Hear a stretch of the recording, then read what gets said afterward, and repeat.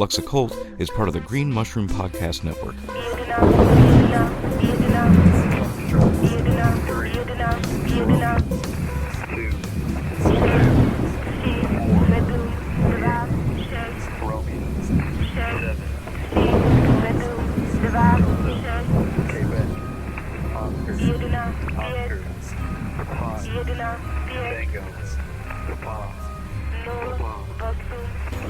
I'm through with this grand-looking glass hotel, where adjectives play croquet with flamingo nouns.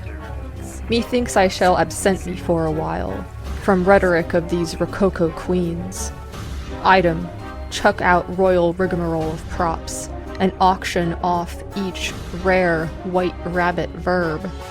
Send my muse Alice packing with gaudy scraps of mushroom simile and griffon garb. My native sleight of hand is wearing out, Mad Hatter's hat yields no new metaphor, and Jabberwock will not translate his songs. It's time to vanish like the Cheshire Cat, alone to that authentic island where cabbages are cabbages, kings, kings. That is A Sorcerer Bids Farewell to Seem by Sylvia Plath.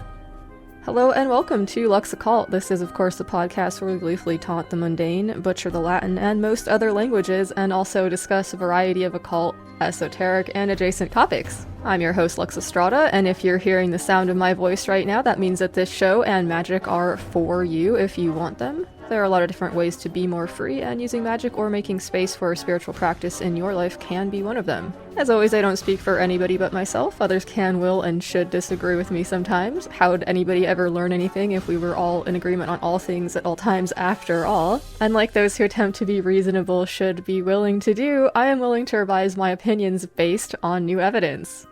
Stoked to bring you a really great conversation that I had with Douglas Batchelor of the What Magic Is This podcast about the rabbit hole that he, I, and many others have been down recently, exploring the phenomena. And here I mean the things which we would typically classify as paranormal stuff, ghosts, unidentified flying objects, or aerial phenomena, etc. Exploring these things from a perspective which is informed by an occult or magical practice, or by being a student of the weird and strange, as it were. As regular listeners to the show will already be aware, this is something that I've taken a newfound interest in due to current events and other factors. I've always found the topic interesting. Like many occultists, I'm somewhat of a spooky nerd, and I enjoy thinking about things which are multi-layered and multifaceted and mysterious. And this UAP stuff and the discussions which surround it have plenty for the curious person to sink their teeth into. If you're somebody who tends to have a bit of a skeptical bent to the way that you think, like I do, there's a lot of interesting psychological and anthropological and magical things to look at, other than the question of whether or not there are aliens or others or whatever walking among us or talking to the US government or whatever else has been recently suggested, right? Doug has been doing a ton of research into this topic. He's kind of been into it for most of his life, looking at things like aliens, fairies, and many other occult topics besides, and he always does a great job presenting complex information in easy-to-access ways. So I thought he would be a great person to have a discussion with as I continue my own research into the intersections of the paranormal and the occult or magical, of which I suspect there are indeed several. Flood from over at the XV Planus podcast, another fine show here on the Green Mushroom Podcast Network, is a paranormal investigator, and he and I are going to be collaborating on building out some experiments and tools and other tech to play with. I'm going to share the first bit of that later on after the interview with you all. But before we get any further into things, I'd like to say thank you so much for listening. I appreciate you taking the time to hang out with me and my fantastic guest here today. As I'm fond of saying, time is of course one of the few zero-sum games we ever play, so I really do appreciate you spending some of yours here with us. As a very introverted person, I don't use social media very often. It's kind of a lot. I'm not there checking on stuff every day or anything like that, but that certainly does not mean that I do not want to hear from you all. I'm beyond lucky to have such amazing listeners, collaborators, cohorts, core conspirators, etc. I always welcome people's thoughts, questions, comments, suggestions, or arcane revelations. You can reach me at luxoccultpod@gmail.com, or you can find me on Instagram at luxoccultpod. If you like the show and the other stuff that I've been getting into, you can support it on Patreon.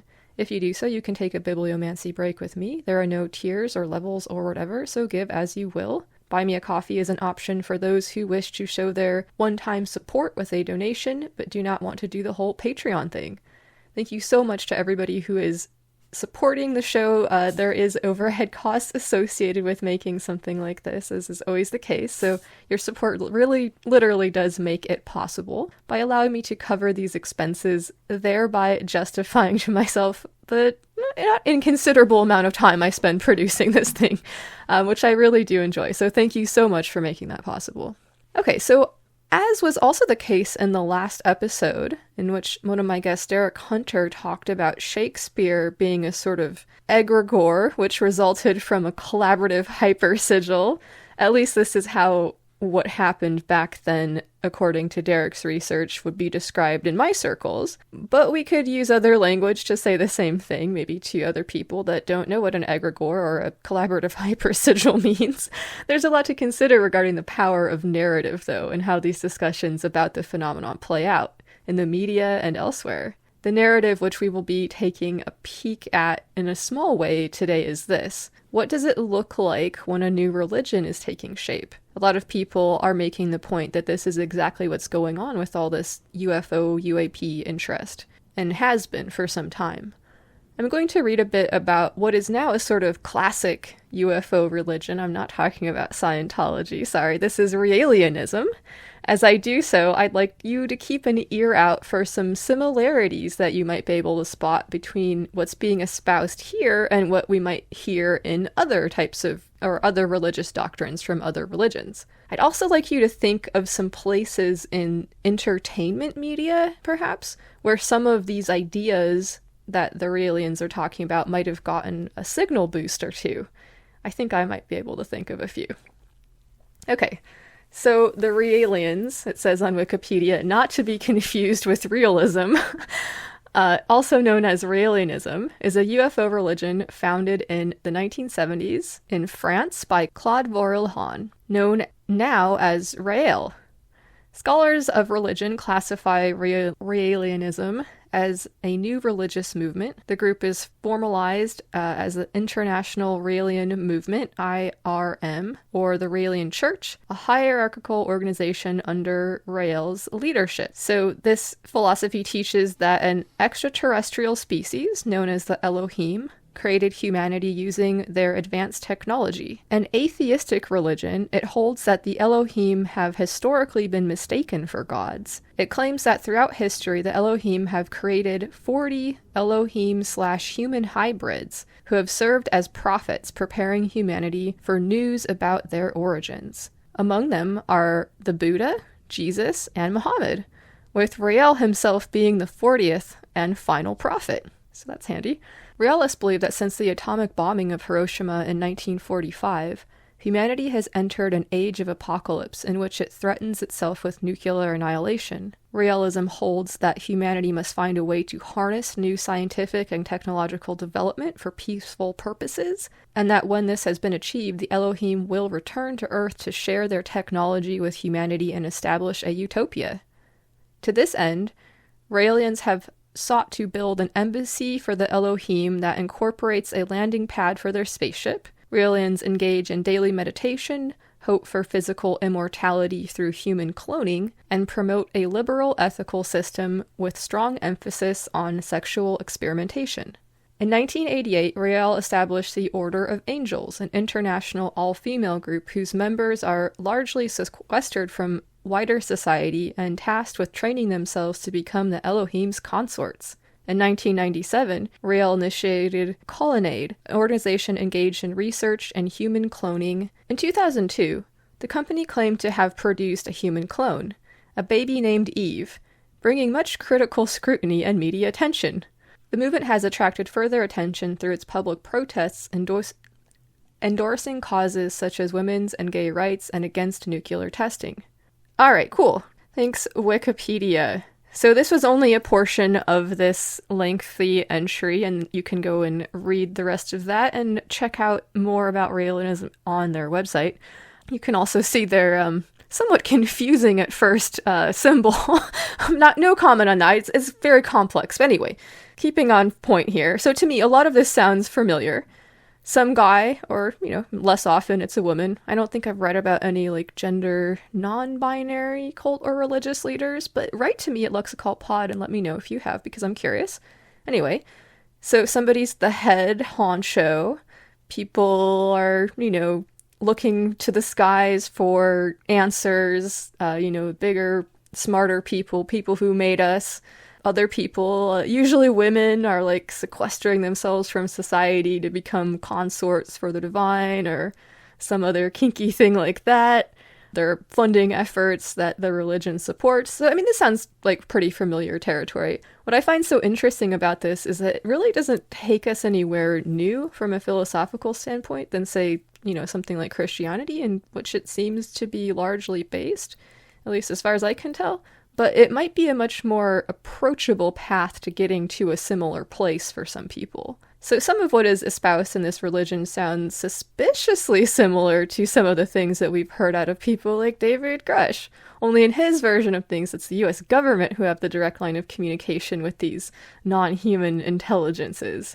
And perhaps they do, I have no clue. And to be honest, for me at least, that's kind of far down on the list of things which I find interesting about all of this. This narrative about having contact with a higher power just sounds sort of familiar is all. And for a population like the US, who tends to become periodically enraptured by some kind of religious zeal or other, satanic panic, anyone? It would make sense to want to be the ones holding the reins in the situation. It's totally logical. Anybody who's taken a chance to look, and many who have not, but who have been hit over the head with the information regardless, the world is a weird place that operates in a manner other than our normal sense data would suggest. The paranormal happens, and the weird and the spooky, and the only reason that more scientists aren't into investigating that type of stuff is that A, there's little or no money to fund any research, because what would the product be that you could sell? B, your career would be in the toilet because of the politics of academia. Everybody would be laughing at you. C, it's incredibly frustrating and difficult to study something that doesn't like to happen in laboratory conditions. And D, it's not been a very healthy choice for many who have decided to go down that route, looking at history. So all kinds of reasons there. But there's obviously something interesting and compelling and mysterious going on. I don't think anybody who's objectively looked at things would deny that. People do have these intense and life-altering experiences. One of the reasons I'm pursuing the work with Flood that I mentioned earlier is that I want to make a point about this being something that we can explore on our own in more, spiritual ways than just waiting with bated breath for a government that a lot of people don't trust anyway to tell us what we want to hear, would maybe be one way of saying it. We don't need them. We can fuck around and find out on our own terms, as people throughout history have been doing with the lights that we see in the sky. Someone who's been lucky enough to have had a cool experience with these lights in the sky is my guest today. Douglas Batchelor is another unfortunate soul who started a podcast in their mid-30s. Cheers. A lifelong strange person and practical magician, Douglas does weird shit and hopes that weird shit happens. His podcast, What Magic Is This?, for the most part is introductory and meant to be a welcoming hand to those who find stepping into the waters of magic and the occult to be a bit difficult, or for those who are merely curious. It's fantastic stuff. I'll be back after the interview to share more thoughts about the phenomenon, do some updates, and shout-outs, but now, in celebration of Valentine's Day, I'd like to share a track from The Green Mushroom and We the Hollowed digital mixtape, Fuck Around and Find Out Part 2. This one is called Frater Mindbender's Goddess Sonnets. Big thanks to everybody who contributed to the mixtape, and a very happy Valentine's Day to Shane Mindbender, Jenny, and to anyone celebrating. Much love. It's poetry time with Shane the Mindbender. But first, an introduction. Since I first met her, I've been compelled to worship my beloved as the creator goddess incarnate. She embodies all the traits I admire in the female deities I work with and for on my spiritual path. I dedicate these 3 sonnets to our goddess's 3 manifestations: Eris, the maiden who warns of chaos and inspires solutions. Baravi, the fierce, terrifying, and beautiful matron warrior. Yorth, our elder, fount of wisdom and our world. And to my Jenny, who is the goddess made flesh. Chasing her. My Jenny glows with the light of Eris. Perception runs high, a gift to the tribe. Lesser men fear your clear sight and strong will, but you do not scare this troubleshooter. When something's amiss and life is chaos, you give your all to regaining balance. We met while I was exploring bottom. The gate to your love opened with child's play. Soft words, a playful peek, and subtle hints rouse me to chase my Jenny, my heiress. Forged in her virtue, my Jenny, Baravi, fierce mother bear, will nurture all those who can face their truth. Instinct and intuition are unmatched. Her man and her sons bask in boundless love. A boy was ill, allopathy useless. Her intuition sang, the truth came forth. Beautiful matron, the sword, light bringer, a beacon on my quest for spiritual growth. Terror to the uninitiated, may the fire of her passion burn me through. My world, beautiful Jenny, she is Yorth made flesh, 1 foot in the kingdom, 1 in Yesod, fearless of the gate between life and death. Her only dread, despoiling creation. A cunning woman and master healer, she restores the body with nourishment. While her lover tugs her toward idle play, she remains fixed upon the big picture. She is joy and rapture amid nature. I tag along, enamored. She is my world.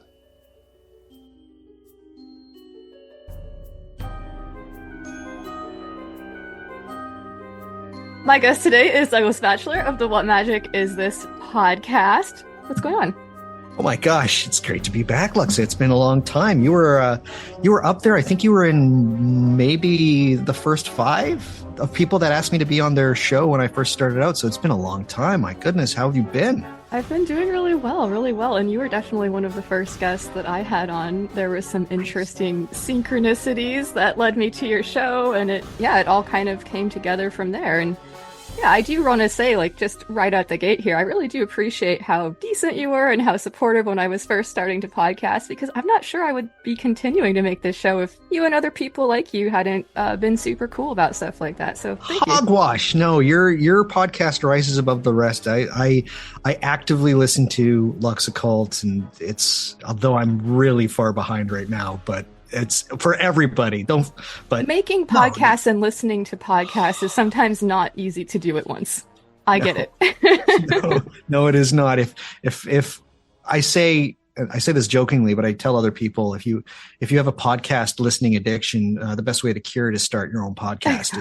Yes. It truly will. And like, I'm so behind. I think, anyways, it's just been nuts. But no, your show, right? What you do, Lux, is always been fantastic, and you always have such wonderful guests. And it's even if I hadn't been on your show would have been amazing. Oh well, thank you. I do appreciate it. It is, and it is amazing. And we love your show too. Obviously, I wouldn't have you on if that wasn't the case. It's a great place for people to explore topics in depth, and I think that you've done a lot in terms of like being upfront about some of the things about a magical practice, which some people might be a little bit uncomfortable talking about, that I think are really helpful too. But anyway, not to talk about podcasting all day. We're here to get weird with it, because Sure. When I reached out to you, you let me know that you have been kind of down a rabbit hole on some issues here, and I'm really excited to hear about some of the research that you've been doing. Yeah, so I hope by the time that this episode's released that my episode will be released. But the way that things are going these days, I don't really know if that's going to happen. But it sometimes takes me forever too, so Okay. who knows? I'm trying to have this episode out before the end of January of 2024. But what's been happening is that over the last 2 years, there have been a large amount of people that have been reaching out to me basically saying like, Doug, there's a lot happening these days regarding UFOs or UAPs, as they're called, which are unexplained aerial phenomena, I think is how that is. Or unidentified, unidentified aerial phenomena, anyhow, or anomalous phenomena. Nobody really knows. But I've just had over the last 2 years, so many people being like, Doug, you need to cover this. You need to cover this on the show. And in a small way, I did. I did an episode back on March 14th of 2023, which was about fairies and UFOs and aliens and visitors, which proceeded to be my most listened to episode last year. So people really wanted this. So what happened is that December rolled around and I was like, I'm going to do an episode about UFOs to finish off 2023. So I started researching and I started, and I already know a lot about UFOs. It's been one of those things. I've got pictures of myself when I'm like 11 holding UFO books on Roswell and stuff like that. So I've always been kind of following the UFO and UAP story. So yeah, I was like, yes, I'm going to get this episode out before the end of the year. And then I just kept researching and I kept doing stuff and I kept recording and it just started getting too much. And it's now the end of January and I still haven't released that episode, although I've done small things on my Patreon account. But suffice it to say, yeah, I've been working for nearly 2 months on one episode that will hopefully be out by the time this is released. But yeah, it's been very interesting because podcasts about UFOs are all over the place. They're ubiquitous. Like there's so many podcasts about UFOs. Everybody who's got a magic podcast talks about UFOs. And I've heard quite a few episodes about UFOs from people, and particularly when you have guests. Yeah, I mean, even kind of looking back at the history of talk radio, which podcasting is kind of a scion of. I mean, we look at like Coast to Coast and things like that as just being like these kind of huge institutions there. 100%. And Coast to Coast was one of those things that I'm old enough to remember. I was able to get day after pirated episodes of Coast to Coast because I lived in like the middle of nowhere in rural Canada. And, but we had like a little 33K modem. Like it would take forever. It would take like 3 hours to download, but I'd get home from school and I'd start downloading it and I'd be able to listen to it around 8 o'clock at night. The shows themselves would run between an hour and a half to 2 hours, I remember. But, yeah, that was a huge part of my upbringing. I remember it's something I talked about on one of my Patreon episodes. I remember there was I remember listening to the day after the signal interruption. There was a period of time where I don't know if people listening to this know about this, but it was huge. If you were listening to Art Bell and his radio show Coast to Coast, there was a guy that came on. He sounded really frantic and he talked about how he used to work at Area 52 and he was really like, they're listening in. These aliens aren't real. They're interdimensional beings. And then he gets cut off and then the signal goes dead for Coast to Coast. And then he comes back on maybe about 45 seconds later and is like, that was weird. Art Bell goes, that was weird. We had a complete systems failure. We're running on like generators now. And I remember that was September 11th of 1997. Fascinating. Yeah. I don't remember that, but I do respect Art Bell's showmanship. Oh man. Yeah. It was great times, but yeah, that's kind of like, that's what I was raised on. And for sure, this stuff has been covered so much. And my problem and my issue with this white whale that I've been producing an episode on is just, it's how to present information that people are very familiar with in a different way to make it interesting for like 2.5 to 3 hours. And that's hard.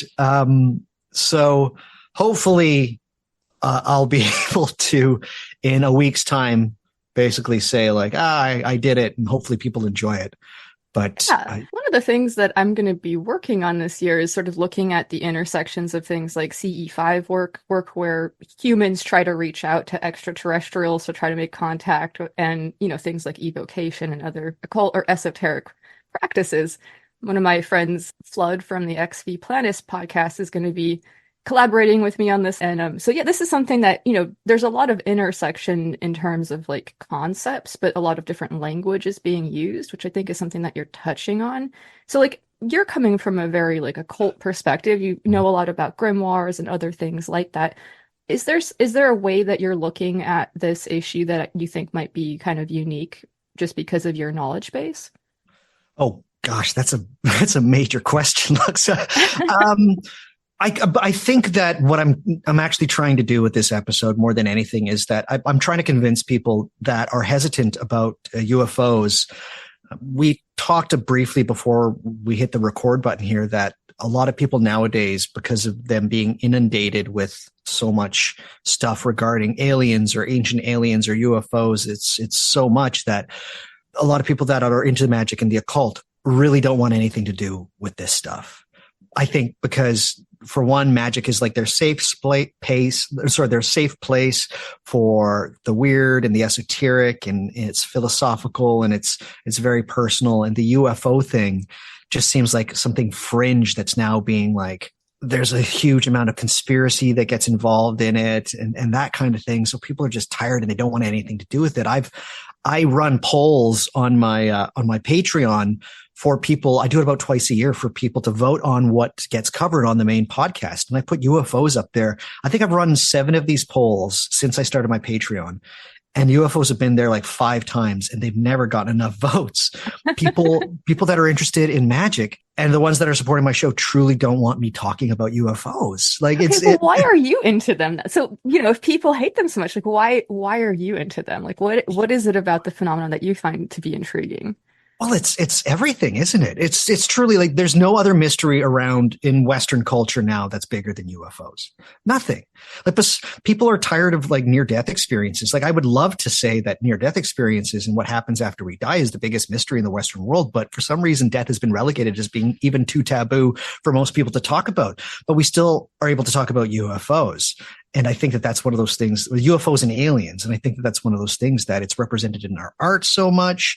It's represented it's everywhere. Like there's alien, wacky, wavy, inflatable tube things everywhere, right? Like sure. we have no bigger mystery that we can actually still talk about than UFOs and aliens. It's been fascinating to me as when I was younger, right? So, I think what my main ambition is to try and do is, I know a lot about grimoires and I know a lot about magic and entities and things like this. And recently with the intersections between UFOs and fairies, the episode that I did in March of last year, that I think people who are interested in magic need to look into UFOs and the phenomena that get kind of funneled down and dropped like a small little, all of these things get put into, I call it a funnel in my podcast. They get funneled into something. And what comes out of the very bottom is just like a little pill. And that pill is like,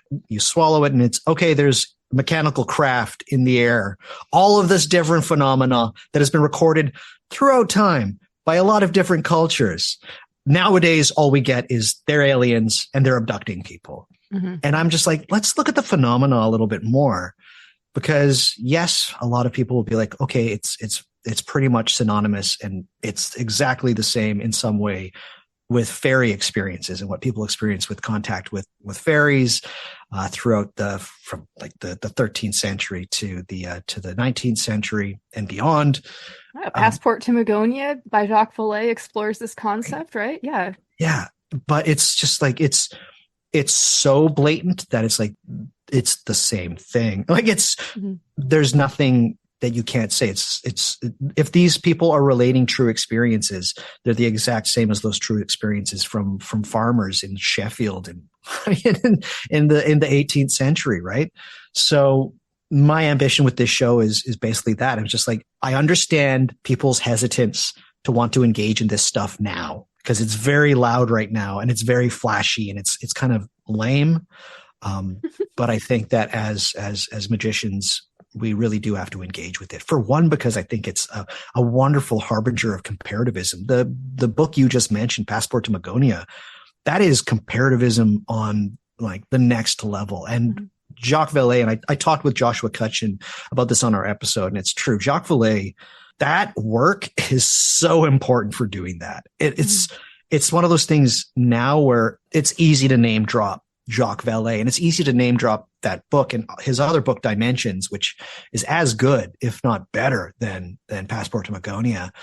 That act alone blows the door off of everything and allows for this kind of magical thinking within something that had been becoming, by the point that he wrote that book, very, very materialistic. It was all, these are aliens and they're beings from other planets. And Jacques Vallée was like, this is a shadow for an experience that has been with part of the human experience for a very, very long period of time. And I think that is for magicians, like there's grimoires that talk about how to summon fairies. Like, absolutely. And for a period of time, they were as notorious as those trying to summon demons. And what's strange is that a lot of the language is very the same. And I think UFOs are important. And I think that, my ambition for the episode is don't be dissuaded by what is being shoveled to us now about, this stuff, the government having all of these like craft, or that they're talking with non-human intelligences, which is just, when I hear those words, I just want to like, oh, really? Like, cause if you're an animist-based magician, it's like everything's non-human intelligence. Like, I was like, my cat's a non-human intelligence. Right. It's just like, oh, like, damn you, disclosure. Like the current disclosure, I talk about this in my episode.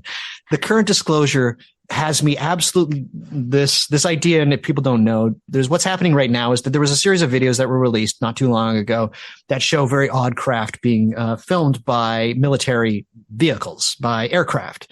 And yes, these videos are pretty weird. But that spurred on just this idea that the government knows more about this than they're saying. And there's a push from people who are involved. To what degree, we don't really know. Some of them are true hucksters. Like some of them, I'm not going to name drop them right now, but some of them are just like, that's very obviously this person is just trying to build a reputation for themselves. And they know absolutely nothing. Because if they knew something, they'd have said something. But there's other people that say that the government is talking with non-human intelligences. And so this current disclosure season has me nearly vomiting in my mouth with the fact that I have to agree with Neil deGrasse Tyson, who released a video saying like, non-human intelligence isn't that rare, right? Like it's not one of those things. It's like the reaction that people have when they say that the government might have talked with non-human intelligence is that immediately it's aliens that they're talking to, is so dumb. Like it's so human centric, and that Neil deGrasse Tyson had to be the one to point that out in a video. And I have to agree with him. It's disgusting. Disgusting. How dare he? How dare I have to agree with him? But it's true. If you're an animist-based, spirit-based magician, the world is like human intelligence is the minority. Like we're one of the smallest aspect of the chorus of voice that you hear on a daily basis, even right? Philosophically, like interrogating what our definition of intelligence is anyway. Right.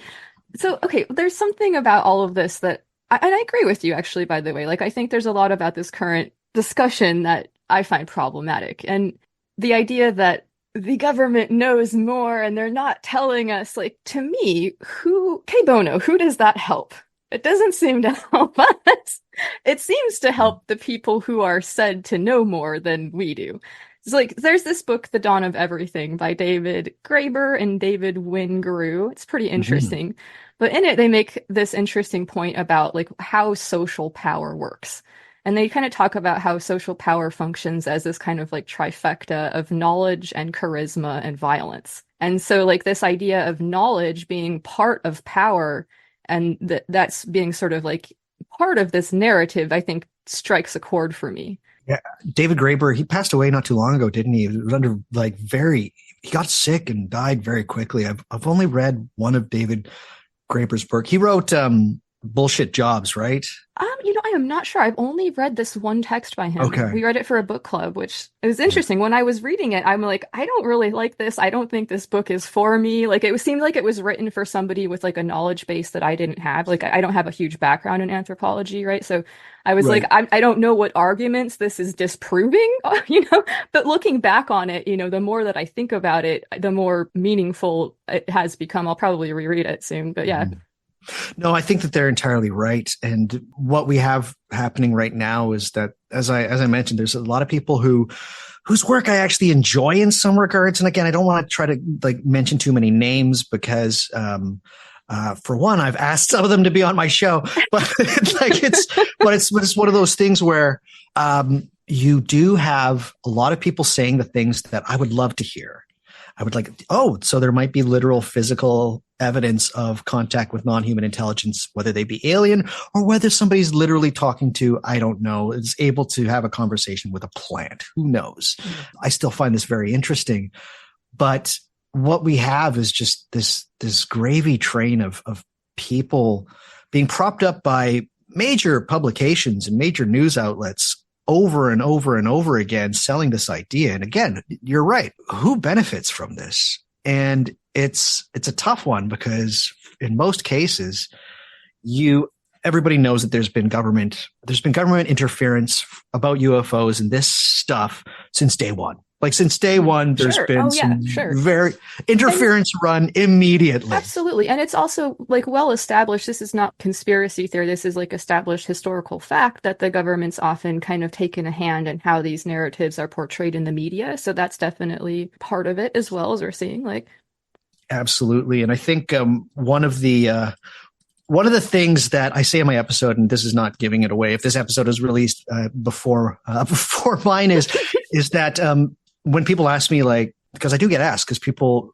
again, this seems to happen every 10 to 15 years. The volume gets turned up on government disclosure about UAPs and UFOs. People get interested again, and they come to me like, Doug, I need a book. Give me like a book to start with. And I say, the first thing you should read is a book by Mark Pilkington called Mirage Men. And it is about that, about how certain agents from certain agencies within the US government are literally trying to get people to believe certain things because it is basically running interference for things that they don't want you to look at. And that how that is baked into the story. Yeah. So do you think that would it be fair to classify people like that as sort of our new like priest class in our culture? Well, it's weird because I'm seeing something that's happening that's very strange currently occurring with another person whose books I quite enjoy, and somebody who you mentioned that you will be taking classes with, which is Diana Walsh Pasulka. Mm-hmm. And there's these people who online, they are very much about studying the interference that government agencies have with UFOs and this entire story, everything, everything that's been shoved down into that funnel that we have as that pill that we've taken, that aliens are driving craft and that the government might have craft, that they took a very hard stance on government interference. And they're like, this is conspiracy based, but not like tinfoil hat conspiracy. And then they take a look at the work of somebody like Dr. Pasulka, and they don't like what they see because a lot of her sources are in government organizations. And what they're saying a lot of times is some very interesting stuff, particularly stuff involving how the government is receiving messages and that there's some hierarchical thing occurring within these agencies that might be receiving or talking with non-human intelligences. And so these people that take a look at Dr. Pasulka's work are shitting their pants because they're like, this person, is it like they're being force fed? Is this person now a spook? Is this person trying to provide this overlay of spirituality on something that already has a ton of government interference from the get-go? So that now very enigmatic. Yes. But people like me who enjoy her work, American Cosmic, was mind blowing. It's great. Sure. It's fantastic. Yeah. Really cool stuff. Yeah. But there's this idea that UFOs and this stuff is more spiritual than we think. And a lot of her sources are people that are, she was just on Joe Rogan. Like that's millions of people's, yeah. right? That's millions and millions of people that we're getting these ideas to. So a lot of the people who I'm reading and their work I'm respecting are shitting their pants because they're like, she's basically getting all of her information from people that are very most definitely government assets. And all of this talk of how there's people that are definitely talking with non-human intelligences and that there's this hierarchy based and that there's going to be this other overlay of a kind of new religion, because UFOs and all of this other stuff has been a new religious movement since 1947, Absolutely. since Kenneth Arnold's. It's a new religious movement. Like there's pilgrimage sites at Roswell. There's like, there's people saying we're going to meet our gods soon. Yes. Yes. So what we have now is this while I love Diana's work, it is kind of true that you have to, in a way, read between the lines. Like a lot of who she's getting her information from, why is it from these organizations that I've never trusted and should not be trusted because they have constantly been these mirage men, these people that really want to feed information to make people feel certain things. And there's something happening where it's tough for me, who's a magician and an occultist and interested in the paranormal and the supernatural, because on one side you have these folks saying, this is yet another misinformation campaign that is coming from those who are studying anthropology and comparative religion in an academic sense, Pasulka, Dr. Jeffrey Kripal, and now they're being steered by more people from these organizations that we don't trust. But what's odd is that they're doing great work. And the things that they're saying, while the sources might be ones that I'm not really too enamored with, it's brilliant. I really think I think American Cosmic is an exceptional book. And from what I've read half of Pasulka's new work, Encounters. It's brilliant stuff. But yeah, there's this tension that's occurring within me that is just like, oh my God, like, is this going to be what you say? Is this going to be this new priest class that at some point some government organization is going to be like, we have been able to talk to things that aren't human. We don't know where they come from. It's been like, a really even if it's not true, technology in the past for controlling the population. Why not use it again? Right. So to suffice to say, like, that I've been down a rabbit hole on this episode, absolutely. But there is this danger, I think, that, and there's a huge hesitance. I read it a lot with skeptics, and ones particularly I'm not going to name, but I always try to go when there's disclosure season. I try to listen to what the most skeptical people are saying, not like Michael Shermer shithead skeptical, and that's somebody I will mention by name. If you follow Michael Shermer, soak your head. Dude's an idiot. Anyways, shots fired. Shots are fired. We're coming for you, sure. It's just, which is crazy because actually Michael Shermer has one of the coolest paranormal experiences ever, involving his wife and her late father and a radio. Like, it's a crazy story. It's like the one time Michael Shermer had something paranormal happen to him, and it's a humdinger great story. Anyhow, when there's disclosure season, I listen to skeptics, people like Jack Brewer is a name that I will definitely big up, and people like Mark Pilkington, because the amount of crazy batshit that's coming from everywhere, including academic sources that I enjoy, people like Pasulka and Jeffrey Kripal, and even Jacques Vallée, who's not really an academic, but I definitely consider him a scholar. It's things get very, very hairy very quickly. And this new idea that we're starting to beget, I mean, discounting things like Tucker Carlson and this idea that there's like demons, which is like, great. The demons have entered back into the equation for ufology. Wonderful. There is this new hook that I'm starting to see wherein the acknowledgement of this current disclosure season as a somewhat spiritual experience is one that can, for us who are more magically inclined from a distance, taking a look at it, being like, that's interesting that it's happening, but also to be a little bit wary as to who the sources for these people are. as wonderful as the information that's being portrayed to us is, where's the information coming from? Be careful, be cautious. Yeah, absolutely. And I think that in general, this might not be a super popular, I'm full of unpopular opinions, though, so that's okay. I do think that like some degree of skepticism is really healthy and really necessary in any like magical practice. Like there's a lot of claims which are made, and being able to sort of interrogate what you think about those claims and to what extent you'll be willing to invest your time or money or whatever else into Absolutely. what this person is telling you, I think is it's a really important thing. So yeah, I think that that's definitely something as a community we might be able to have some more conversations surrounding. Absolutely. Skepticism is an incredibly healthy thing. I did an episode back in October with Giulio Cesarodi, who I kind of had the same opinion. He's somebody whose work he had this blog called Crossed Suns. Then he released a book called Magister Officiorum. It's about Solomonic magic, but I've identified very greatly with his work, and I was so lucky to have him on the show. He was such a great guy, but I came at Solomonic magic kind of with the same feeling, which was one of skepticism. It's like, this is promising a lot, that if I do these things, I can have contact with entities, and to approach it not from a faith-based foundation, but by method alone and trial and error. And eventually you get to do certain things. So skepticism is incredibly important. I'm probably more skeptical than most people think. For me, I get a lot of emails from people asking me like how to do certain kinds of magic for certain life situations. And 95% of the time I will never give, and it's not to try and protect myself, but truly I think that most problems that people have shouldn't be solved by magic. Mm-hmm. I think that like why involve magic in something like that? I don't think that all magic should be done for spiritual self-actualization reasons. I want the absolute opposite of that. I think you enchant your life, and then self-actualization occurs along the way.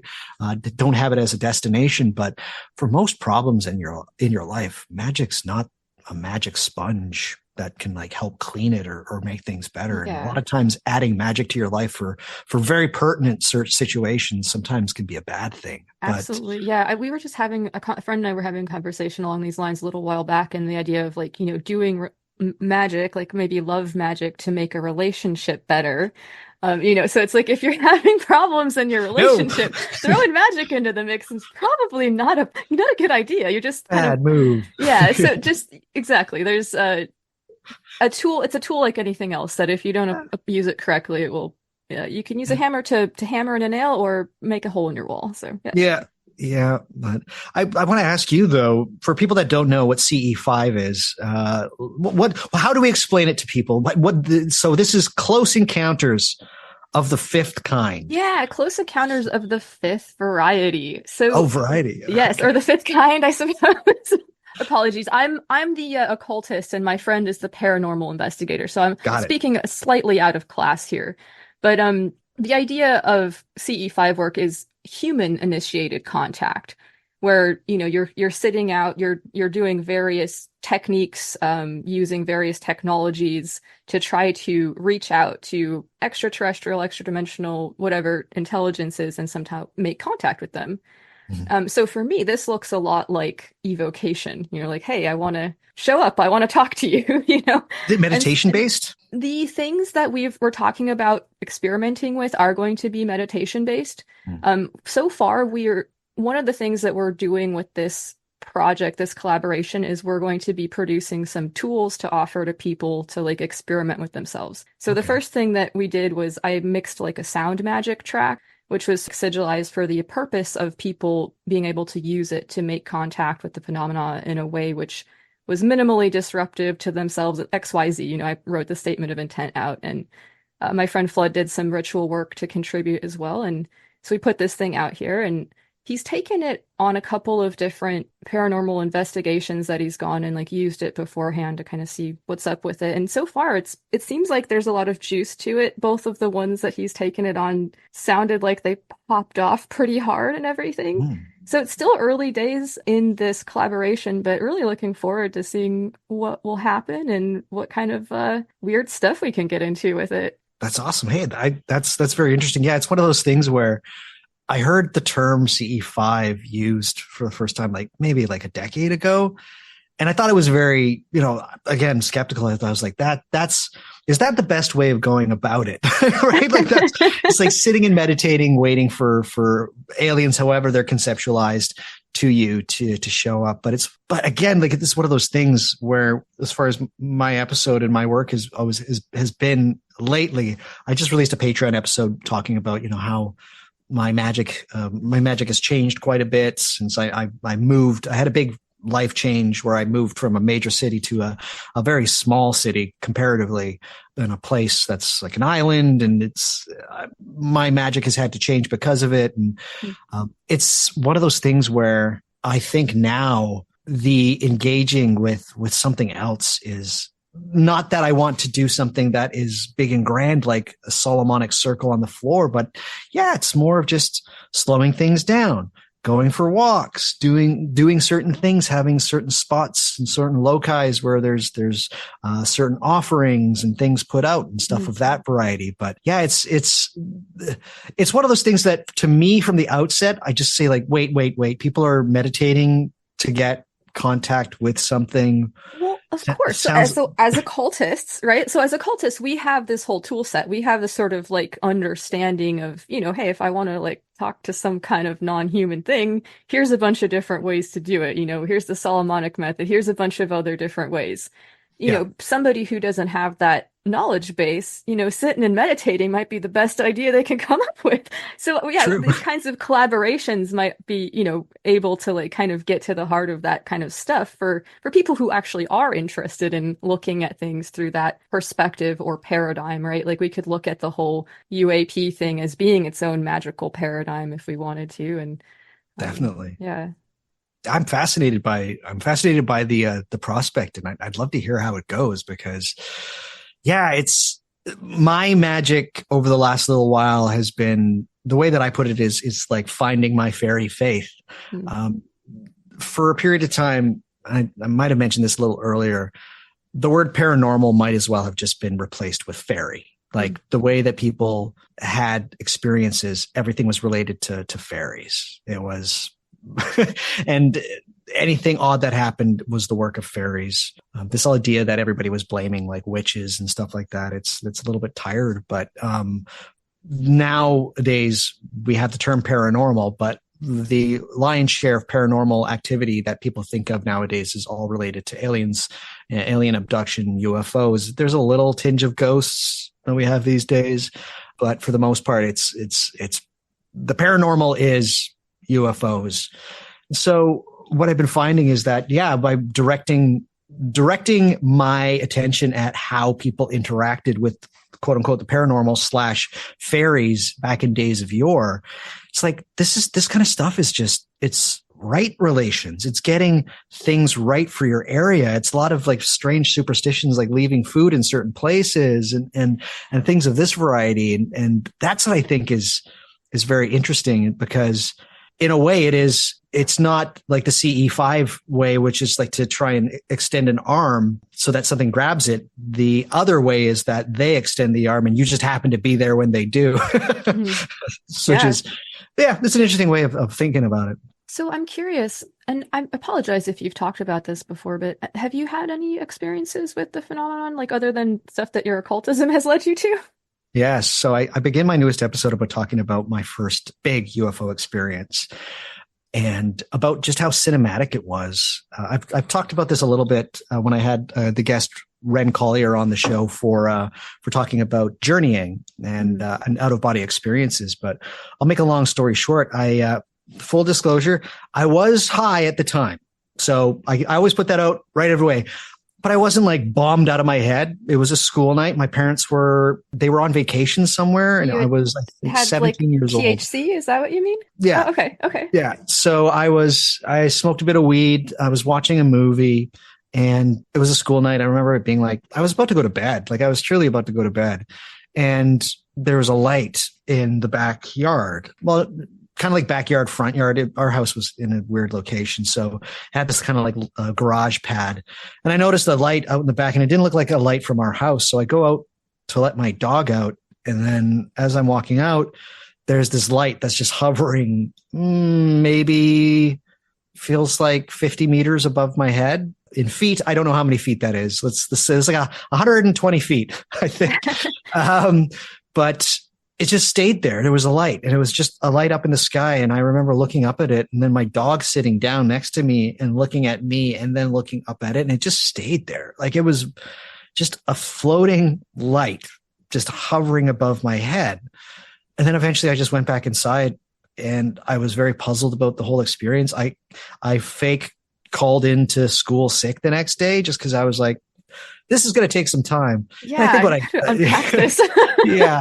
So that was like the very first true experience of something like that happening. But what was interesting about, there's been another couple of times where there's one time I was in Mexico where there was something very odd moving about in the sky, like in like a crazy way. And this was maybe 2 years before drones started to become a real thing. So part of me is like, well, it was a drone. Somebody in Morelia in Mexico had like a proto drone. Maybe it's possible, but I just remember this thing in the sky doing some really weird shit. And then when I was staying with my mother, who lived down in Mexico at the time. And when I kind of like yelled at her and she didn't answer. And I was like, can you please come up here? And she's like, I can't hear you. So I had to run back down the stairs and grab her to come back upstairs. And when we finally got back up, it was gone, because of course it is. Mm-hmm. But yeah, there's always been these weird things. But what's interesting about the experiences themselves when they happen is just how, and I talk about this in my episode, is about how there's this thing that I like to call the cinematic effect, where it's like my consciousness when it happened, particularly the one that occurred at my old place with my dog. It was like my consciousness split from being inside my head in first person, and I could see myself in third person, and it looked like a movie, which leads me to believe that a lot of times our perceptions, and this is going to be like, duh, but a lot of times our perceptions are shaped by the kind of media we're consuming, for sure. Mm-hmm. But my life went widescreen for a period of about 45 seconds. My consciousness seemed pulled outside of the back of my head, and I was looking at my back while I was looking up at this light that was illuminating all of the trees and everything in a kind of really soft blue light. That kind of a cinematic experience usually only ever happens, or has only ever happened to me, in times where I'm very close to like dying or being in a car accident. Those are like the only other times that I can recall these situations. And that it happened when I had this kind of strange UFO, ghost light, spook light, whatever you want to call it, because again, these things have all been funneled into different experiences, but ghost lights and spook lights have been around for forever across all cultures. Will-o'-the-wisps, they're also called. It's strange that it happened, not when I'm in a car accident and not when I'm about to drown, and other times when I've had really scary experiences where my life was in jeopardy. My world was completely rocked late 2022 from reading a book by Joshua Cutchin called Ecology of Souls, which, for people listening, if you like UFOs and you like magic and you like Terrence McKenna, I'm just going to say, if you like weird stuff, checking a lot of boxes here. Yeah. you need to read this book. I think this book it's a book that I will be referencing for the rest of my life. And I know I recommend a lot of books in my life or in my show and stuff like that. This book is very important, but that UFOs and this kind of phenomena is probably something about the big death mystery more than anything. Joshua doesn't try to explain it, because he just does that thing like that Jacques Vallée did so wonderfully in Passport to Begonia, but he just provides all of these examples and being like, look how similar they are. Like, these similarities are so vast that a lot of times what we are calling fairy experiences or UFO experiences, a lot of times they have to do with death and the act of dying and what happens after we die, and the shamanic experience of, again, problematic term, but the shamanic experience is one visiting the other world and the trauma suffered because of such things. And it's just an insane book, but it also is like one of those ones where it's like, yeah, so the cinematic experience where my consciousness is pulled out of my body and I can see myself in third person has happened mostly when I'm about to die or I'm in a terrible accident and I'm bleeding. And then this UFO experience. Yeah, there's something interesting there, just like maybe even from like a physiological perspective, right? Like, I wonder if it's like something maybe that the body understands that the mind is grasping to catch up with, right? It's very interesting. Yeah. No, so it's one of those things where I've read Ecology of Souls now twice. It's a huge book. It's about 1,000 pages because there's 2 volumes. But I know you mentioned earlier on Instagram was like the most famous necromancer, and I do enjoy Death. Only my favorite. But I do enjoy Death, and Death is something that I've been very enamored with studying and things like that. So of course I'm going to look. Oh, Joshua Cutchin has written a book for me that talks about UFOs and magic and death, right? And so, but I really truly do think that there is something, again, with the fact that, in my opinion, the biggest mystery that we have is what happens after we die. But we can't talk about that these days. Very few people are talking about it. So then we have to draw our attention to UFOs, which we can talk about. And lo and behold, I think that they're very, very related. And I think that those 2 mysteries themselves are definitely connected. And I'm not looking for explanatory finality as to how they are linked, but I still think that it is outrageously important for people who are interested in magic to look at. I think it's the big thing. If Jake Stratton Kent is rest in peace, he just came up over a year since he passed away. Wow, time flies. Speaking of necromancers, but he mentions that a personal magical practice is a kind of personal eschatology. It's a way of understanding what happens when your world comes to an end. Like not the world in general, but your world specifically comes to an end. And I agree with him in that sense. I think a magical practice done well should in some way be about what occurs when you're not here, or maybe you still are. But these are important things that I think that are essential to a ritual magic practice, to a magical worldview. I think that, just saying that I'm not interested in UFOs, I'm not interested in fairies, I'm not interested in these kind of things because it doesn't look like ritual magic. It doesn't look like, ceremonial magic and robe wearing and Aleister Crowley and stuff like that. I'm thinking you're missing a huge part of magic. Anybody can study anything in magic. I always say that. Like I literally don't care what people's magical paradigms are. Mm-hmm. I make a lot of fun of Golden Dawn and Thelema and stuff like that because they do get the lion's share. Yeah. They get the lion's share of attention. They truly exactly. do. And these days with the release of Hellier and that yes, the idea that Aleister Crowley contacted aliens is like, oh, let's start this machine back up again. Absolutely. And here we go. And so I still get emails every week about it, kind of stuff. It's just like, Lambs of Grey. Sorry, guys, he actually lied about everything involving the Book of the Law. Like that's truly what I that's truly what I believe. Everyone, he was a con man. But interesting as it is, but here's the thing: by engaging with this kind of stuff, like I'm not a fan of Hellier. I thought it was very boring, but I think it's important that it exists because it's brought a lot of people to my podcasts. Sure. But also that it's getting people interested in this stuff. Yeah. The main lesson that I think that's also worth taking away is that I just released an episode about armchair magic, and it's called like the unnecessary suffering of the armchair magician. Because what is interesting about magic, which is also interesting about when you study things like the paranormal, the supernatural, and the and UFOs and stuff like that, is that without you even doing anything, weird stuff starts to happen to you. Mm-hmm. And a lot of people go down like rabbit holes and they mistake this mystical experience for reality.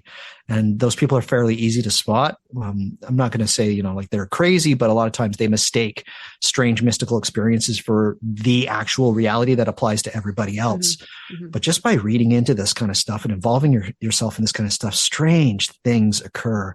One of my favorite books involving UFOs is a book by Ed Conroy, who was a journalist, and he decided to tackle the claims made in Whitley Strieber's infamous book Communion. So there's a book called Report on Communion by Ed Conroy. And this is a journalist, and he had the graces of Whitley Strieber to any questions he asks. But what happens is, and it's an incredible document, what happens is that Ed Conroy, fundamental materialist, like just wants the facts, Jack, give me the facts. Crazy stuff starts happening to him. And just by involving yourself in this kind of stuff, you can live a magical life without drawing a single circle on the floor, without doing a single lesser banishing ritual of the pentagram.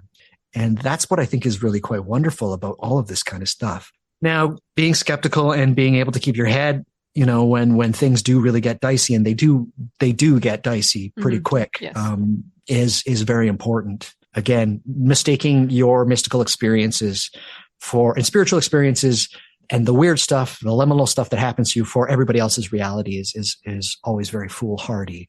But you are engaging in a thing that has gone through time under many different guises, which allows people like Jacques Vallée and Keel to have this idea that there's an interdimensional hypothesis that these things have occurred all throughout times. It's just the way that it's manifest changes from fairies to vampires to werewolves to UFOs. It's just another manifestation of it. But by engaging in this kind of stuff, these are true mystical experiences. And so, it's important, I believe. It's been a very long ranty thing. I hope it's not all craziness, but I truly do think that just merely by not just thinking about it, but just researching it, giving yourself like a year to look into various stories of how not what it could be, but how it is expressed is wonderful. Weird stuff does start to happen, and it's really quite crazy. And no other kinds of like ritual magic needed to fully enchant your life in a way magically. Yeah, absolutely. Yeah, I mean, my background is like in science and stuff. I'm always a bit of a doubting Thomas, which I recently learned meant, Thomas was the disciple that like wanted to put his fingers in Jesus's wounds. Like, I don't believe. It's like, I thought that's pretty gnarly. But anyway, I like there to be evidence that I can measure and things like that. And, when you ask for that kind of thing in your magical practice, sometimes you will get it too. And so like, if you're that kind of a thinker, you can approach it from that type of a way as well. Absolutely. Yeah. The wonderfulness of what's occurred since, Alan Greenfield wrote, the Cyber of the UFO Knots, Cipher of the UFO Knots, pardon me. Is that people Cipher of the UFO Knots. That's the one. Yes, that's the one. Yeah. I read it ages ago. And so, yeah, people are now, they're starting to do that thing where perhaps, I would recommend people look into the fairy stuff first, but, they're just like our rituals can contact entities, right? It could be the same as the CE5 stuff, right? Which is cool, which is interesting. I'd say that to make that one-to-one comparison immediately, like aliens equal entities contactable via ritual magic, I think is one of those things that's very easy to say, because being somebody who has had very, very clear experiences with entity evocation, they certainly don't hit like you think they will. Mm-hmm. They have a very different kind of agency, and it's very otherworldly in that kind of like, oh, it is a little bit biblical, and it's in the way that they behave, and it's very odd, and it doesn't seem like what has been described to me as how people describe alien encounters. So are they the same thing? I can't say for sure, but I do think that what we're having nowadays, my advice, particularly for people that go into this kind of stuff, like because they're interested in the fact that Aleister Crowley might have contacted entities from other spaces, that just go a little bit earlier than Crowley. Go look at the stuff from Fairies first. That's probably right now a better way of being able to contextualize it. Doesn't mean you have to throw everything that is being written about entity evocation and aliens out, just throw it right out into the garbage right now. But I think a more useful way of looking at it right now, particularly for rituals, the fairy route seems to be the best route currently. But I understand the appeal of I can do the Star Ruby, and then I'll do a little ritual, and I'll sit down and meditate, and the aliens are going to talk to me. Yeah. So I'm curious, like this current disclosure season, as we're experiencing it, what would be like if you could make wave a magic wand and create an outcome for this current kind of round of things? How would you like things to go this time? Well, truly, I've got people that I talk to, and I really hope this doesn't sound mysterious. But I've got people I talk to. I have sources. I have people that what's been one of the wonderful things about my podcast is that I get to talk to my heroes. Like I get to, like, it's wonderful. Yeah, I can email them and they usually answer me for the most part. And so there's people who I can't mention by name, but they're talking, and they're embroiled currently, and they've got skin in the game. The current, I'm not saying I'm talking to Grouch or anybody like that, but they are mentioning that conversations are being held behind closed doors, most likely, and they are talking about certain things that are getting away from the whole nuts and bolts conversation of disclosures past, of things like aircraft crashing in Roswell, New Mexico and stuff like that. They are truly looking at this more spiritually, and that it's part of a human experience. So when that kind of thing is occurring, that's interesting to me. That is something that's like, well, job already done. Like the people making the most noise aren't the ones that are the ones that are going along these lines, because it's much easier to sell stuff and get people to buy books if you're saying that they're actually spacecraft. But there's other people that are higher up that are like, it seems to be part of a bigger mystery that doesn't involve alien spacecraft. And so that's just kind of like, human progress has always been 2 steps forward, 1 step back kind of stuff, right? And so with current disclosure season, I think that a lot of people are going to be walking away from this being like, okay, there are other ways of gauging intelligence besides a normative human one. There is capability of looking at the world more animistically. They're never going to use that word. Words like panpsychism will probably be used. But we're seeing a shift of this great mystery moving away from green men from Venus to, this is something bigger about us and life. And somehow it's connected and we're connected. And that's something that has to move away from being exploited by government agencies and people trying to sell you stuff. That's something that apparently is already happening. Again, I can't really mention who has been telling me these kind of things, because there's about 4 people that I've been talking to. But they're seeing it. They're seeing, people are reading things like Jeffrey Kripal's books, and people are reading Joshua Cutchin's books, and people are reading, Diana Walsh-Pasuka's book. She's on Joe Rogan. That's crazy to me to think that she's on Joe Rogan. That's nuts. But good for her, truly. Yeah. But the conversation is now going to one that's moving beyond aliens, which is good. Because I truly think that I wouldn't be one to say that the entire experience is entirely human, because that whole psychological aspect of UFOs I don't think it cuts mustard at all. I think there's too much of it happening all over the world for us to basically just say it's some weird trigger mechanism within our brains that allows us to see things. Too many other people have seen things in groups and things of that variety. So. And it's happened throughout human history as well. So it's, Yes, it's like this is not a new phenomenon. This stuff didn't start in June of 1947, right? Like this stuff has been going on for a long time. Yeah. But truly, I think that the stepping away from that kind of a view is occurring now. The flip side of that is the idea that this immediately gets Christianized, in that sense that it's a battle between good and evil, and that the aliens are actually evil demons, and it's just like, oh no. Yes. No. Yes.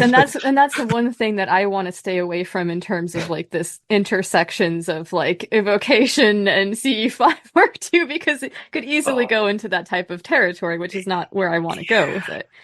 And a lot of the people that are, I hate to say it, and this is not going to be controversial in any way, shape, or form, but a lot of the people within the US, particularly who are for disclosure, they all seem to be, I'm going to say, overly conservative shitheads. And it's so bizarre that those are the ones that want this to happen the best. But truly, the downfall of materialist paradigms and removing any kind of spirit from things is that the world becomes very cold and very clinical and dead. which is a perspective that, it was needed for a period of time. I truly think that it's a paradigm that will be coming to an end. I don't think it's like the end point of human understandings of the world is that everything is matter and it's atoms and all of these other things that we can read about in a textbook. I don't think I'm Fortean in that sense, where these are what he would call dominants, and this dominant will end, and then another dominant will take its place in a Kuhnian paradigm like sense. But it's very odd to me that the people that within government organizations in the US, the ones that really want disclosure to happen to be like really awful people.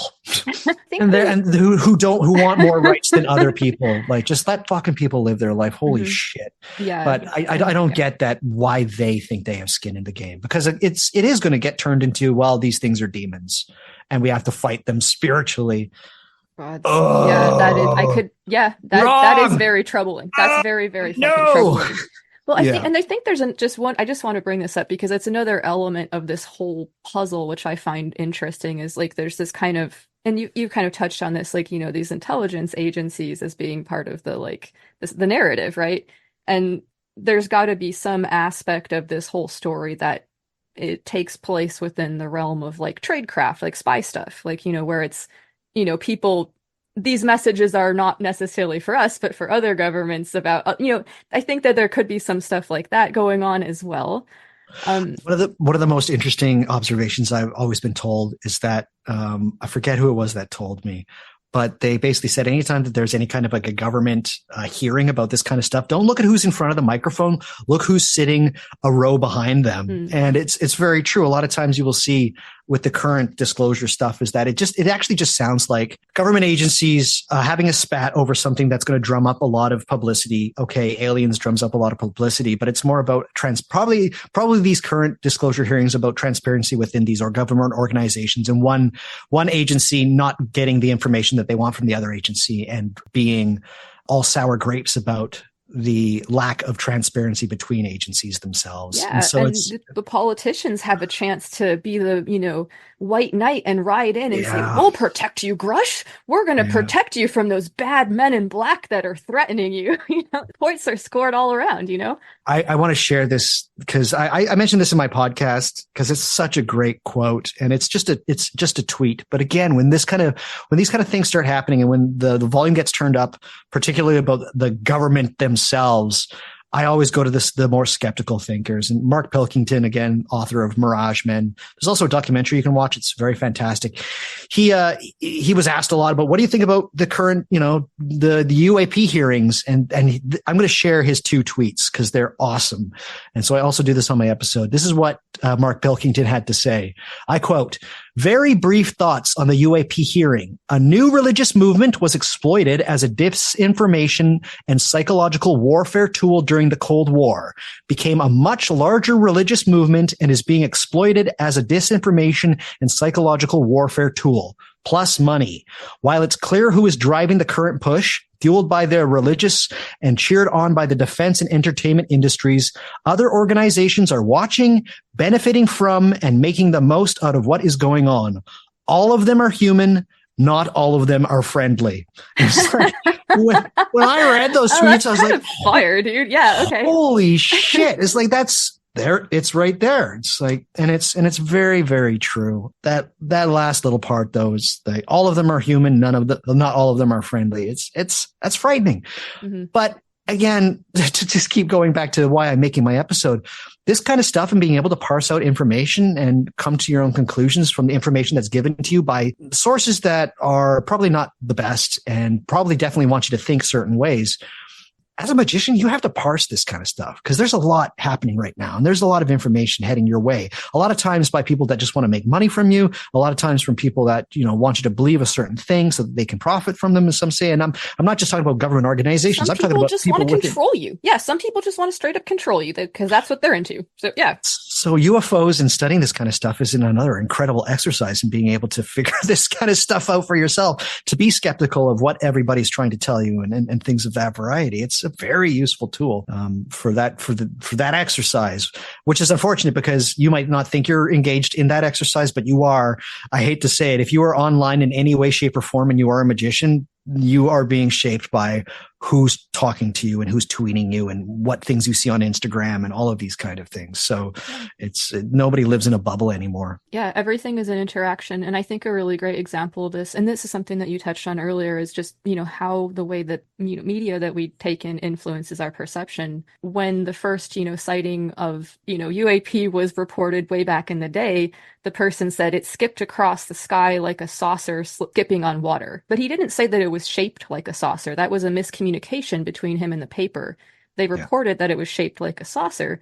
After that, people start seeing these flying saucers everywhere. So I think that that's a really important story about how that seems to work. 100%. There's actually a book that goes into all of this that I read for my episode, and it's called Saucers by Chris Aubeck.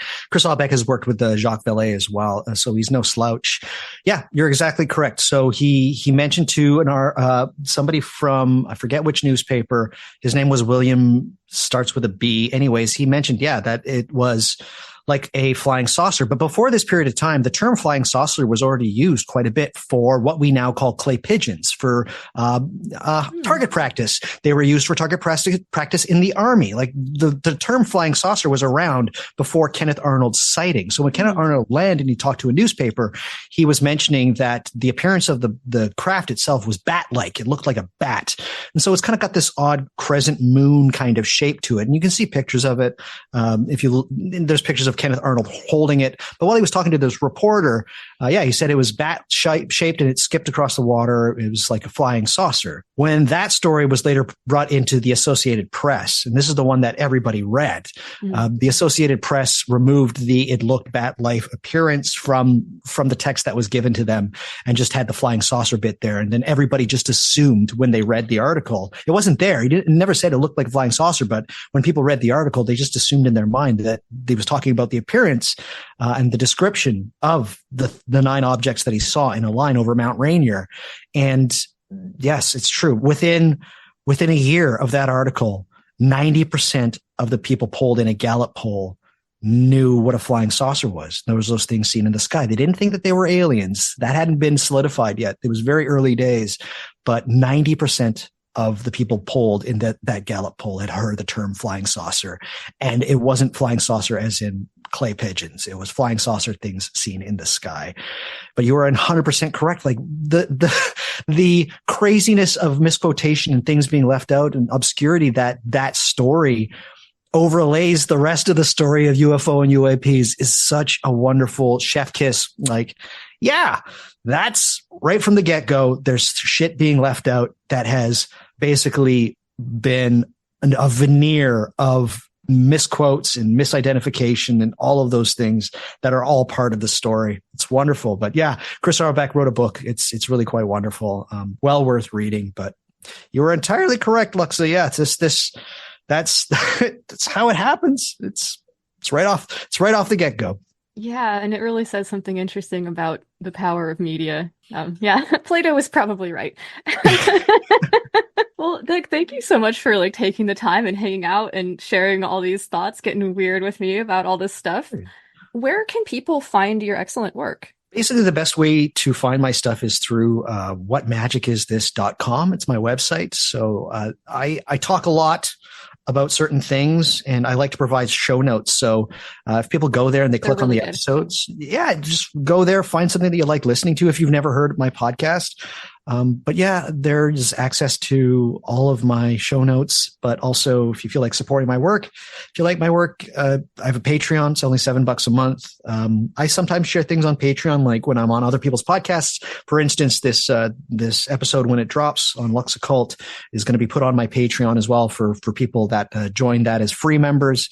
But if you feel like supporting me, it's only $7 a month. But pretty much everything you can find is on whatmagicisthis.com. I'm on Twitter and X. I just kind of post funny stuff there or things that look pretty to me. I don't really engage on Twitter very much anymore. It's a bit of an elephant's graveyard these days.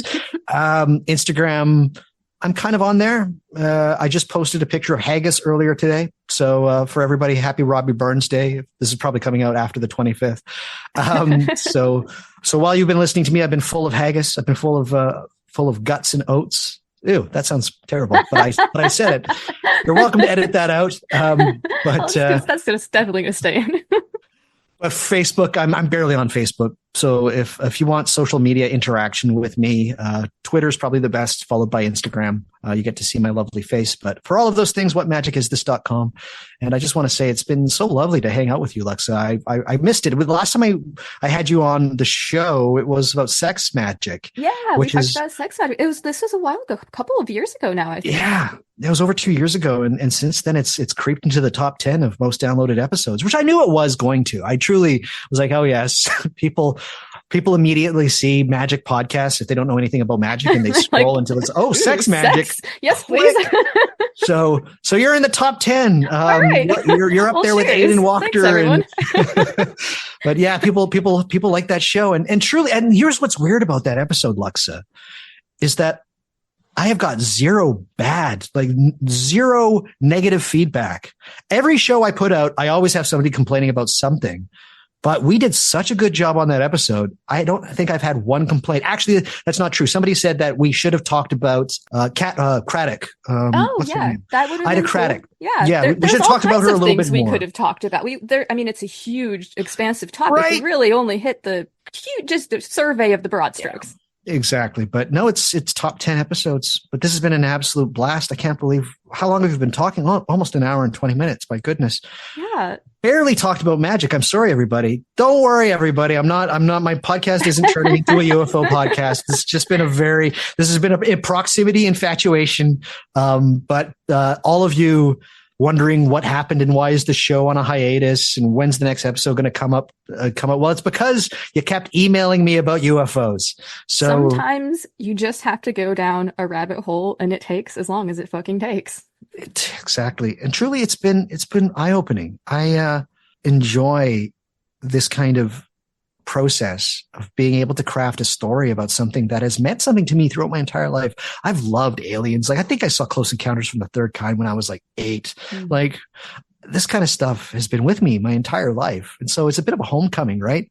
I'm just always perplexed why ritual magicians and people that are interested in magic, why they want to get rid of ghosts and they want to get rid of aliens and proximity as well. I've just used that word, but I'll use it again. But why theosophy and why spiritualism also, they don't want to deal with those kind of things, because all of them are related and all of them are magical and all of them are crazy interesting. And more than that, as much as ritual magic has shaped the world, those other things have shaped the world more, and they're worth more investigation. And we have to onboard this stuff because it's very important for our understandings. Yeah, I totally agree. And my hypothesis about one of the reasons why some occultists maybe shy away from or don't prefer to think about things through that lens is that when we're thinking about things through the paranormal space of ghosts or aliens or whatever, it puts us in much less of a position of control than we would sort of feel like we would be in as the occultist who's drawing the circles and saying the words. We're in the driver's seat in that space. That's not necessarily the case when we're talking about ghosts and other things. And so it's possible there's just some discomfort surrounding that. I think so as well. Yeah. And I think you've definitely hit the nail on the head there. I will just say this, in retrospect of certain things that have happened in my life, as cool and as amazing as Solomonic interactions have been. And yeah, they've been really crazy. That experience I had where I saw the light, those kind of things, it's the things that have happened to me, not of my own doing, that have usually been the more mystical and the more profound. Right. Mm-hmm. And so my magic has shifted in a way to trying to get to that space where, as a child, liminality and the world of imagination, which again, I think the imagination is real. The world of imagination and consciousness and liminality is a state that I live in, as opposed to just something that I have to sit down to evoke or cause to happen. Because truly they have been the most profound experiences of my life. As cool as, hearing a voice from behind me from a spirit that I am attempting to adjure, mm-hmm. and then seeing something completely beyond the pale in the form of a light or perhaps something out in the woods or just any kind of other strange interactions. The ones that I didn't cause to happen seem to hit very differently and are just as profound, if not more so. Anyways, this is a long-winded way of saying my magic has shifted to trying to get things to happen to me as opposed for me to just go out there and make them happen. I'm old too. It's doing Solomonic magic is very tiresome. You have to stand in a circle for hours. It's when it gets past 8 o'clock, it's bedtime for me. Like I'm an old fart now. So yeah. So I'm enjoying walking in the woods, and I'm enjoying putting out little like spirit boxes and little areas of trying to cultivate liminality or the paranormal. But I'd just say like I'm trying to find my fairy faith, because I truly think that my ancestors were interacting with this kind of stuff as a lifestyle, as in a Western European context. They were doing this kind of stuff anyways. It was a matter of survival. So I think that there's a thread to pull on there for a lot of people who I think don't feel like any kind of magic speaks to them, but they still want to have the spooky stuff happen. Yeah, fuck yeah. Well, Doug, thank you so much. I really appreciate it. Always. Hey, Lux, what do you have there? It looks like a tattered old Discord server. Oh, this old thing? It's pretty beat up. But if I do this... Sweet! Now that you peeled off the outer bits, it looks fresh as hell. We should call it the Green Machine. Awesome! I fucking hate it! That's okay. It should function alright, but it would probably work better if we had more people. Yeah, we have an awesome crew of chaots, occultists, sorcerers, witches, and weirdos, but there's always room for more. Absolutely. If you'd like to take part in any of our many chats, rituals, workshops, clubs, and more, hit me up and I will send you a link. You can reach me at luxoccultpod@gmail.com or at luxoccultpod on Instagram. And remember, resist.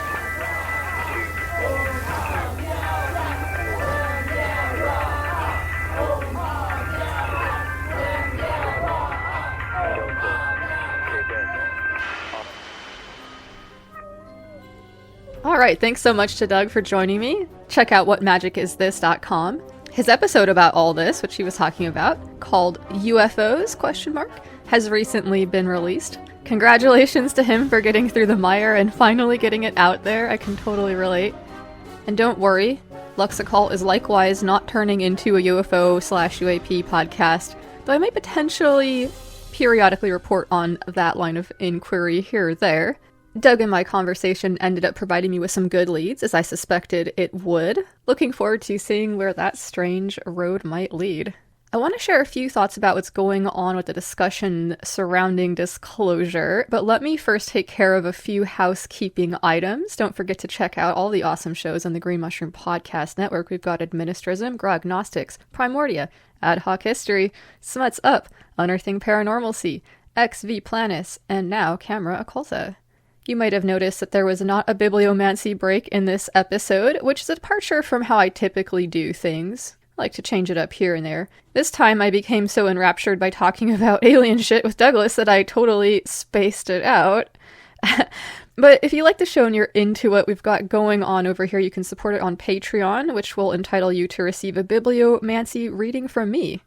Making this show is, of course, a pretty wild amount of work, especially for just one intrepid podcaster, but it means a lot to me to be able to do it. Thank you so much to the people who are making that possible by giving on Patreon or buy me a coffee, and to the people who are supporting the show by spreading the word. Tell all of your friends, enemies, and rivals about it, as well as everyone you meet at the next UFO convention you attend. And when you reach out to our space brothers, don't forget to mention the Lux Occult podcast to them either. You can also post about it on social media or write a positive review where that's possible. Both of these things are super helpful, so thank you so much to everybody who is already doing that. Yes, and don't forget to smash the shit out of that like or follow or alarm button so you can get updates when a new episode comes out. Join us for our weekly Fungal Friday chat. This week on the 9th, Laura will be hosting a talk about Thunder Perfect Mind. You can also join us for our monthly Rune study group and 6 Ways Book Club, also hosted by Laura, thank you, as well as the 23 Bibliomancy experiment on the 23rd. Well, at least for the next 6 months it will be. So, on the 24th of the month, we do Cinema Score, hosted by Yara Murid, where we hang out and make fun of campy old horror movies. On the 29th, Frater Damiana will be hosting a psychedelic integration circle, and we are going to be doing some more chats about critical thinking and logical fallacies and stuff like that coming down the line here too. As always, these fun and free activities are open to anyone, unless we've had to ban you from the server or whatever, and hosted on the Green Machine Discord. We've got a lot of other fun stuff scheduled and more in the works to come. Lots of cool stuff going on there. So hit me up if you want a link. Much love and much love to everybody participating in the Green Mushroom Project, regardless of what that looks like for you in your practice. You can find Lux Occult, Hello Void, and other merch available at Illumin Industries, which is my Etsy store. Items will be printed on demand using the most eco-friendly options I could find and shipped directly to you at pretty close to cost. So check out the very dope Hello Void design that was made for me by T.A. Grady, aka Mirth and Woe, on Instagram. Also the person that did the dope graphic design for the Myco Cultist working. I'm going to play the track that I produced as part of Flood and my collaboration here in a moment, as well as sharing some more thoughts about disclosure. But first, let's go ahead and do listener mail and shoutouts.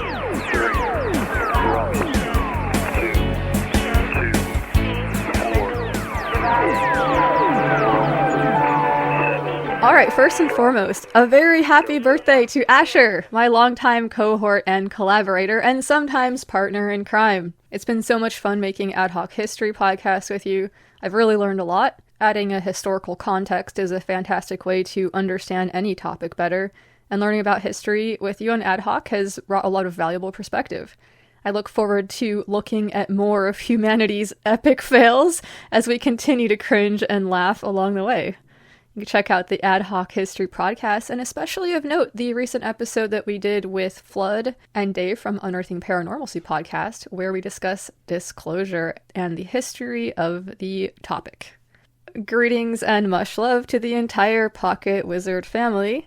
I recently learned that you all have been referring to the primordial soup from which all life on Earth is said to have sprung, which I mentioned in the last episode, number 75, Psychoanalysis and the Cut-Up Technique with Dr. Vanessa Sinclair and Anonymous Agnostic Antichrist with Derek Hunter. You're referring to this soup as the Elder Soup, which I absolutely fucking love.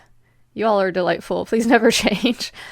Cheers and much love to everyone participating in the audiophilia experiment. I'm so grateful for everyone being willing to undertake such a strange and personal journey on this thing. In this collaborative audio sigil experiment, participants from all over the world performed recursive ritual work using sexual energy to dissolve shame and explore new esoteric territories. As far as I know, and if this is not the case, please let me know because I would be excited to learn more. But as far as I know, this is the first time that something like this has been attempted, and so I'm so stoked to present what we've built together, which will be released on February 14th, 2024, just a few days from now. It's really gone by in a flash, so cheers.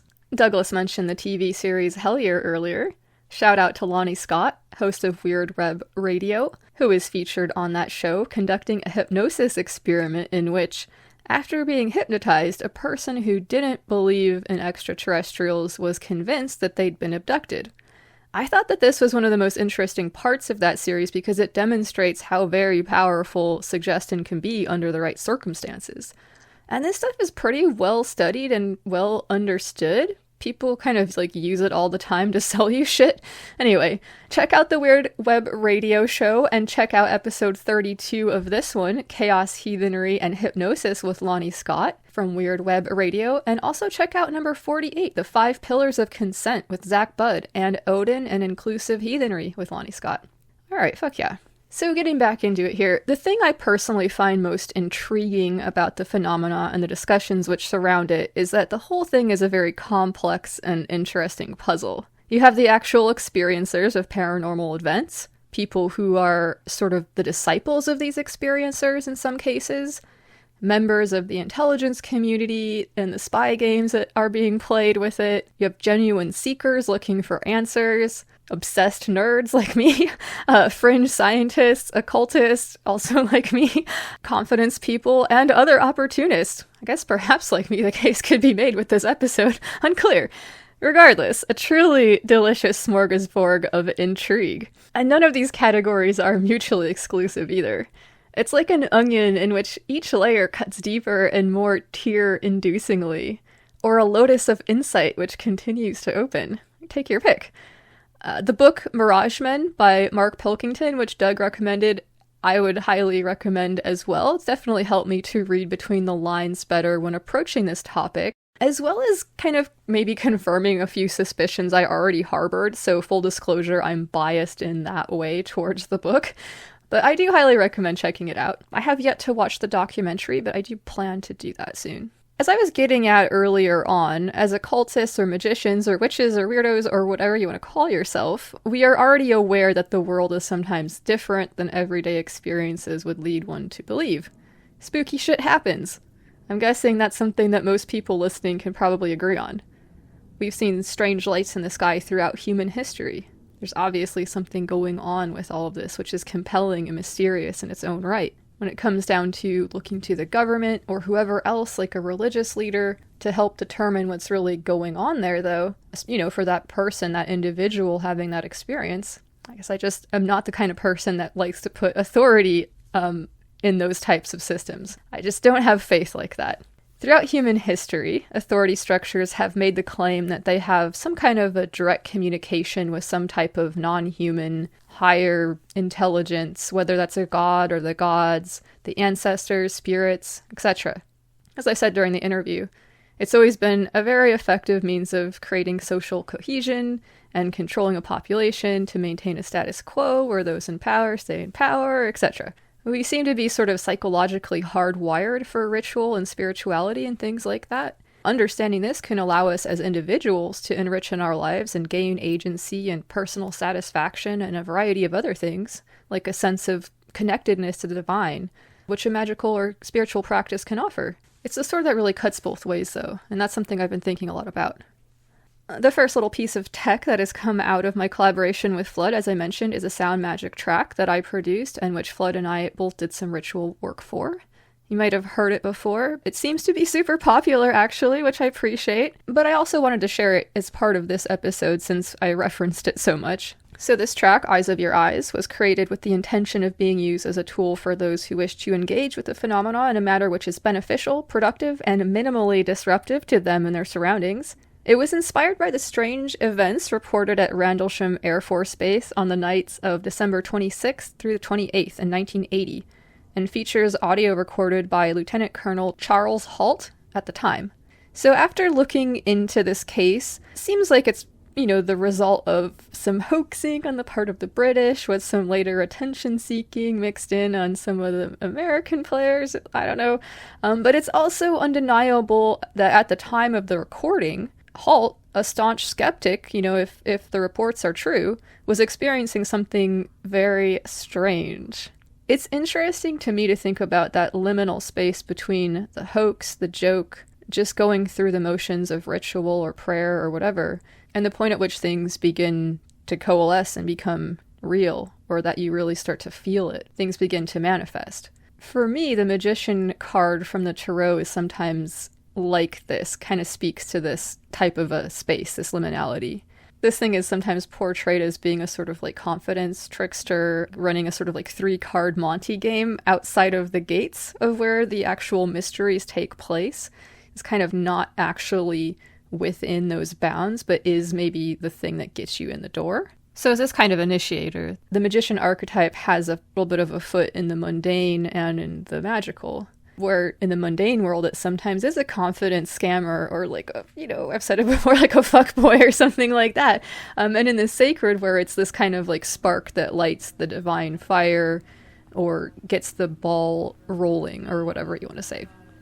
The Rendlesham case and how it's regarded within the community has that kind of tarot magician, or maybe even pure, the geometric symbol, that vibe for me. It's a spark that started a fire, and one which burns in the hearts of many who are into this stuff. That it might have been sparked artificially, perhaps by a human hand with a Zippo lighter, as it were, makes that fire no less bright or no less hot. And this is a very important magical lesson, in my view. As Richard Dawkins might argue, it's actually our ideas that persist in the world with much greater fidelity than whatever genetics we might propagate. Thinking about the Raelians and their human cloning and all of that, I think they might have it incorrect, right? The path to immortality, such as it can be in a universe where entropy exists, the path to immortality is mimetic, not genetic. Some ideas live for a very long time. They're impossible to kill outright, and they very rarely go extinct entirely. Although I suppose if one of them did, there would be no way of knowing it, right? Regardless, the mind is a territory where these entities live, and where they vie for resources. The mind is a battleground in this way. So where it's possible, I urge you to defend your territory well. Here's the Green Mushroom Project statement of resistance. Resist. Resist by maintaining sovereignty of the self. Resist by maintaining love of the self. Resist by maintaining fierce loyalty to love and pleasure. Resist with acts of radical kindness. Focus on the path to better times. Fuck yeah. Thank you so much to Douglas Batchelor for joining me today. Check out the most recent episode of What Magic Is This podcast to hear more about UFOs. Thanks to everyone who contributed tracks to the digital mixtape and to Audiophilia. Thanks to everybody who has been of assistance, both seen and unseen. And most of all, thanks so much to you for listening. Much love. This is Lux Estrada, reminding you to stay strong and stay fucking curious. Here's Eyes of Your Eyes. Cheers.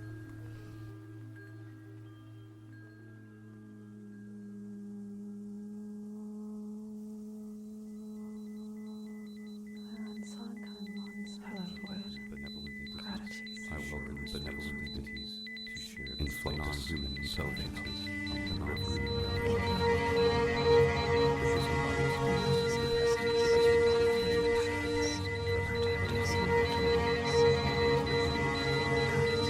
There's something very, very strange.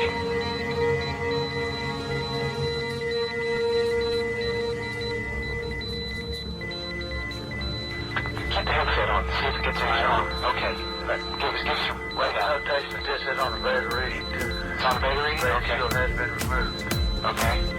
This is falling off it again. Yeah. Strange.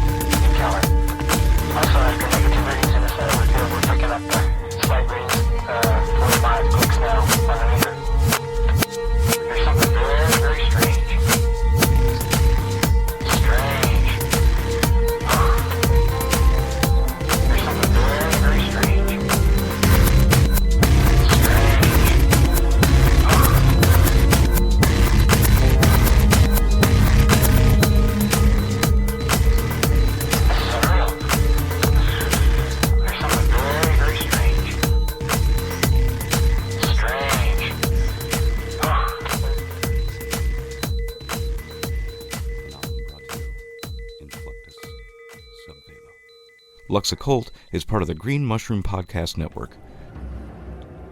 What scares you?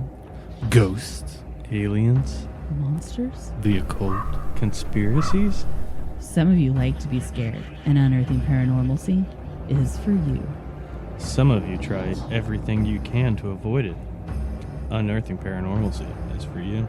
We take the topics that scare some, and we dig in to find the source, then present the history to make the paranormal a little more normal.